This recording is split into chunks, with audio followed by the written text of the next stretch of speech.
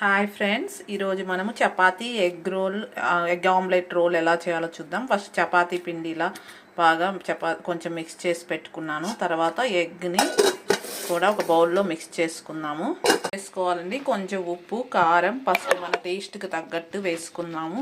తర్వాత కొంచెం మిరియాల పొడి కూడా వేసుకొని ఎగ్ వేసి మిక్స్ చేసుకుందాం. మిక్స్ చేసుకున్న తర్వాత ఒక ఆనియన్ కూడా సన్నగా కట్ చేసుకొని వేసుకోండి. పచ్చిమిర్చి మీరు కిడ్స్కి లేదు అంటే పచ్చిమిర్చి కూడా వేసుకోవచ్చు. కొంచెం కొత్తిమీర వేసి బాగా మిక్స్ చేసుకోండి.